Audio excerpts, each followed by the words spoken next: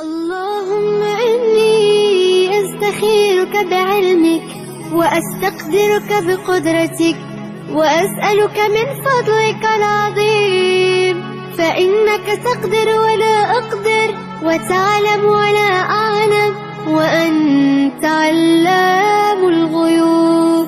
اللهم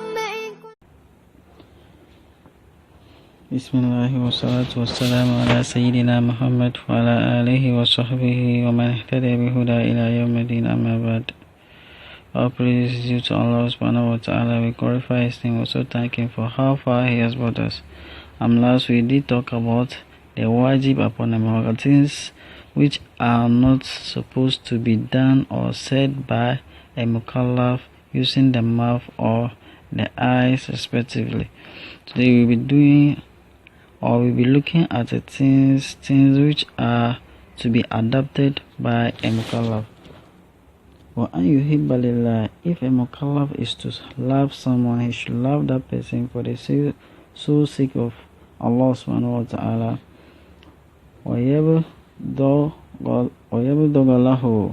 And if he is to hate someone, he should hate that person for the sole sake of Allah subhanahu wa ta'ala. And if he is to praise someone, he should praise that person for the sole sake of Allah subhanahu wa ta'ala. And if he is to show a kind of anger upon someone, it should be the sole sake of Allah subhanahu wa ta'ala. And he should adopt the attitude of bringing people towards to things which are good. That is, bringing people into Islam, encouraging them to do good. And discouraging them from doing bad or sins. As a mukallaf, you have to encourage people to do good and discourage people to do bad, or subtract people from doing bad. And it is also good upon a mukallaf to stay away from kadhib, that is lying. Should stay away from kadhib, that is lying. Let's celebrate on this kadhib. Lying is one of the things that brings destruction to a person or a group of people, and or even the whole society.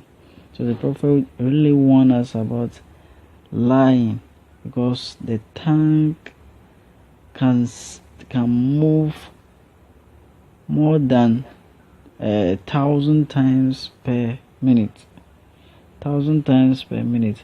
So as it moves, if you are not careful and it keep on saying which are things which are not good, then know that the 1,003 times per minute, it all attracts sins. So the Prophet really warned us about the tongue, using it to lie. There are different kind of lies. There are different kinds of lies which the Prophet really mentioned. So we can categorize it into good lie and things which are bad lies. The bad lies are the normal lies that we normally hear. The good ones are of 3 types, if I may be right, and I am basing upon the malikiyya fiqh. The first one is during the era of the Prophet sallallahu alaihi wasallam, when they were going for Hajj. When they are going for Hajj, they normally send a person to go and spy the kind. When they are going for jihad, when they are going for jihad, they will normally send someone to go and spy their opponent, if they are whether they are plenty or they are many or small. So if you find yourself to be the spy, even if those people are many than you, when you return, just lie to them that they are not much, you can conquer them. even though that is a lie, but it is granted as a good lie, because you are giving the people courage to do the jihad.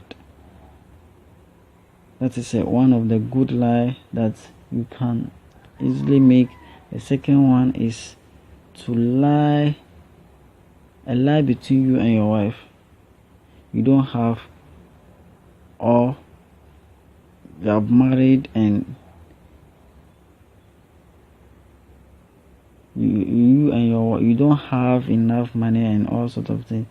Then you lie to your wife that, oh, you dream that you and her are in heaven enjoying yourself, or you lie to him that you and her, you have built a big house and you and her are in there. See, you have not dreamed of it, but you are lying to make your wife happy. So that lie also is granted in Islam. Thirdly, a lie that you have to make between you, your fellow brothers whom are not in good terms. See, if you meet the other brother, you can tell him that, oh, the other brother is greeting him, he said he is sorry. Meanwhile, it is not right. Then go and meet the other one to tell him the same thing. So in this case, if those brothers which are not in good terms meet each other, by all means they will try to greet each other, because you have told each of them that each of them is greeting each other. So if they meet each other, they will feel the shy and they will greet each other, which will conquer the hatred between them. So those kind of lies in order to bring union between two brothers, it is also granted in Islam. Now let's go on. And to show a kind of scandal, that is to reduce or to spoil someone's reputation. Namimatu, and also to show a kind of arrogance in yourself as a mukallaf. It is not permitted for you in Islam.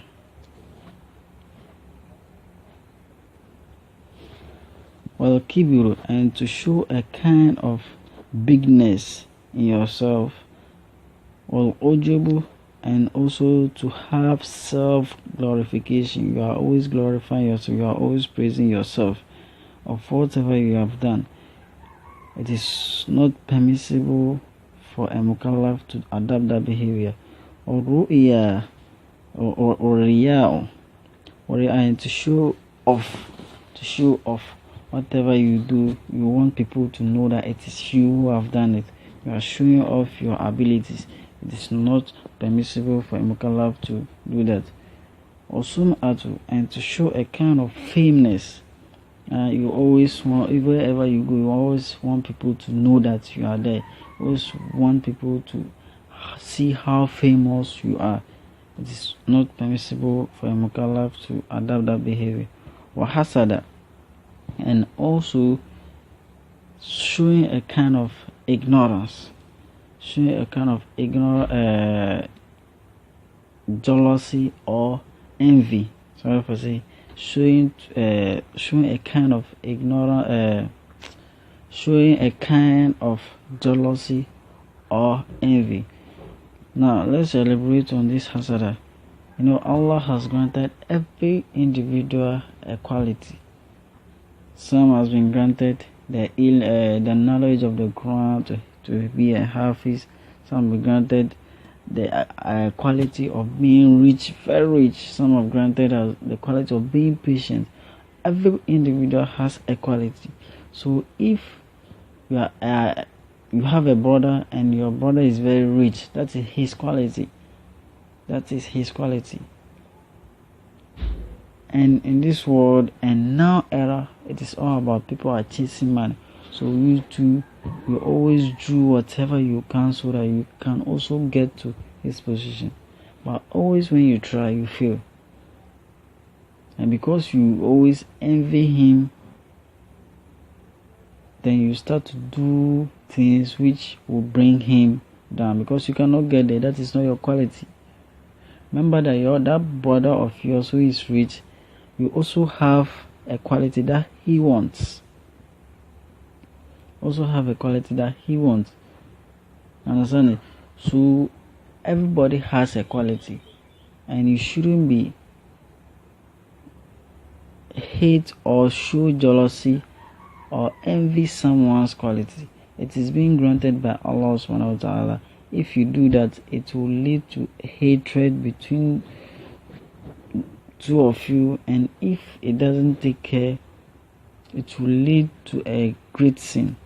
So you must be well with whatever you have.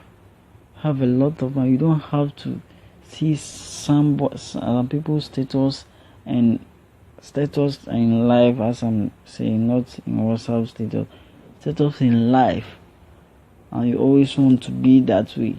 The best prayer that you can make is to ask Allah that Allah should make you sufficient in whatever you do. Telling Allah to make you rich, to make you have a lot of luxury, to buy a car, all are not prayers, but rather they are just burdens that you are asking Allah to put on you. So the best prayer that a Muslim can make is to tell Allah that He should grant him everything in sufficiency. Even if it is not bad, but it should be sufficient. Allah subhanahu wa ta'ala says, Adoptable anil alamin. He is the what? The self-sufficient to all his creations. So Allah is a self-sufficient. So you should ask him to grant you sufficiency in whatever you do. May Allah grant us more understanding. Well, the Bugdu we have already found at the back, which is also telling us that to hate someone, showing a kind of what? Hatred. You, as a mukallaf, you shouldn't hate someone. Or ru'yatu fadli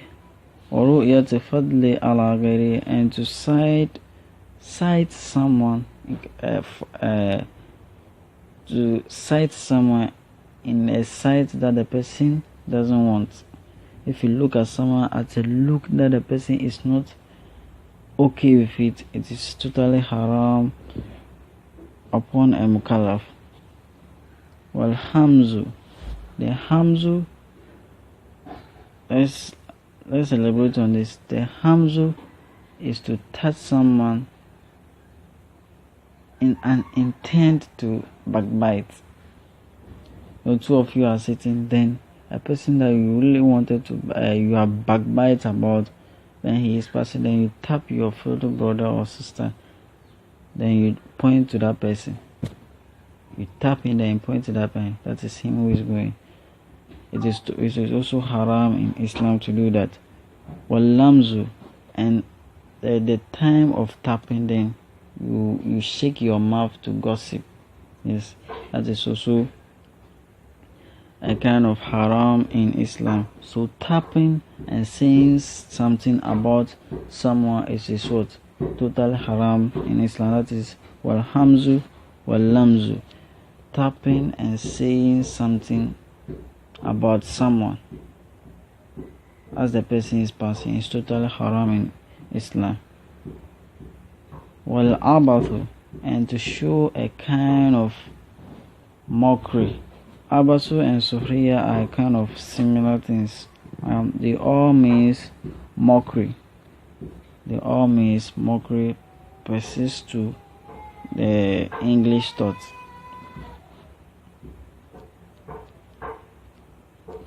Was zina, and to practice zina, So it is Imam Akhdari will explain to us things which are also a zina, but we don't know. Things are also a kind or a like of zina or weak zina, but we don't know. So here was zina. It is also not permissible for a Muslim to adopt the attitude of zina, that is adultery. Wanazarat ilal ajnabi, and to show a kind of lust onto a girl who is not your wife.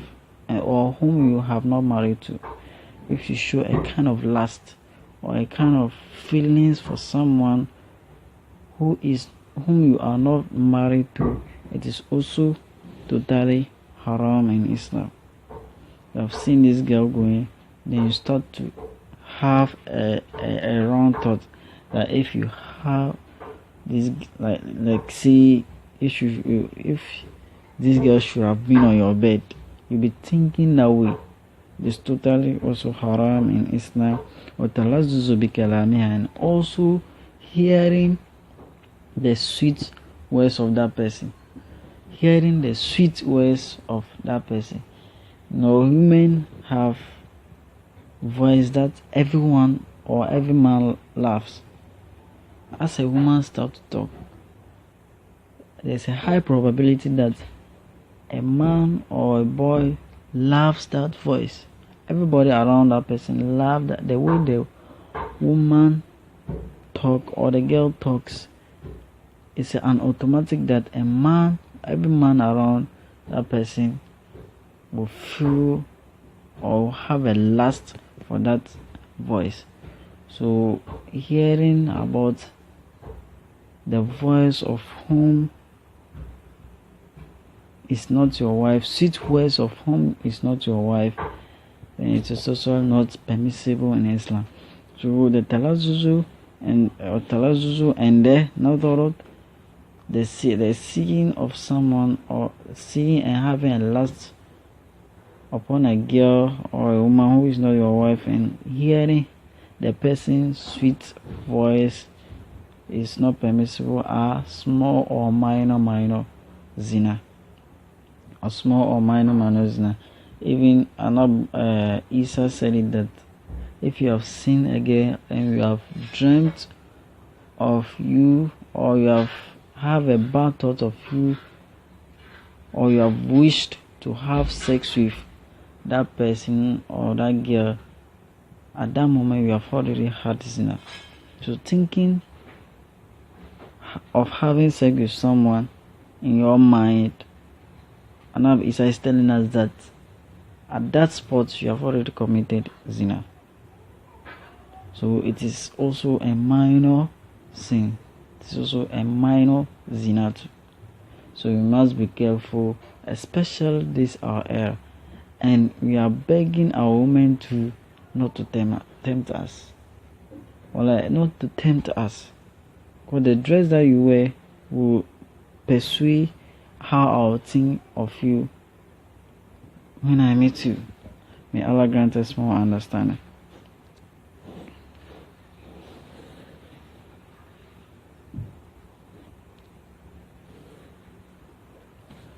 وَأَكُلُ أَمْوَالِ النَّاسِ بِغَيْرِ طِيبِ النَّفْسِ, and to spend or eat people's money without, or or to squander or eat people's money or ibadah without their consent. وَأَكُلُ بِالشَّفَاعَةِ, and to also spend people's shifa, that is people property, yes. So also spend people's what property or belonging without their consent. It is totally also haram and not permissible as a mukallaf to do. I'll be dini, that the shifa is to people's money or accreditation or dini, and the luxuries of the deen, or in other words to put it, or in other words to squander the deen, to squander people's debt, or squander people's debt. It is also a kind of haram upon a mukallaf. وَتَأْخِيرُ الصَّلَاةِ عَنْ أَوْقَاتِهَا, and for a mukallaf to delay salat or to delay prayers an awqatiha, for the time to pass. So delaying your salat to understand that the time has passed, it is also not permissible in Islam, and as a mukallaf, a mature person, you should do away from all these things. So eating wa aklubin amwali nas bighairi tibin nafs, eating the properties of people or the belongings of people without their consent is also haram to the mukallaf. Wa aklubi shafa, and eating people accreditation or belongings is also not permissible. Al bidina, and people credit or loans, eating them, it is not permissible in Islam. Wa takhiru salati and awqat, and to delay your prayers till the time has passed, it is also not permissible upon us, you a mukallaf, to adopt. So these are all things which are not supposed to be adopted, or which are to be adopted by a mukallaf. So as you live your life and you adopt those which are supposed to be adopted, and you leave those which are not supposed to be adopted, you find your life to be in a smooth manner. And although how you are related or what you ask from Allah, it is also what Allah will do for you. So always ask what is right and not what you see people see as right. Like being rich, you are not supposed to ask Allah that He should make you rich. Just ask Him to be sufficient in everything that you do. You don't have to envy people's status in life. You also have your status which someone wish to be there. But as you are wishing to be there, someone also wishing to be at your status. That is a way of life. And that give us a real image that you should be at your own self. No matter your status, you should be glorifying Allah and see how Allah will elevate you. Elevation of Allah doesn't mean that to be rich. Some people are very rich, but they highly respect someone who is poor or who doesn't have. They highly respect them. They already have everything. You could just tell people that you shouldn't get, but because of how the poor person lives him or her life, that grounds that weakens that rich person has to have respect, a high respect upon him. So everything is about Allah and what Allah should do for you and what Allah shouldn't do for you. May Allah grant us understanding. May Allah help us to know more of what we are doing, whatever we have said. May Allah impart it in our life so that we'll be able to live sufficiently in this world, and inshallah in the hereafter we'll be with Him and the Prophet sallallahu alaihi wasallam. May Allah grant us the way to the right path. May Allah grant us blessing for reading or watching this video. Assalamu alaikum wa rahmatullahi wa barakatuh.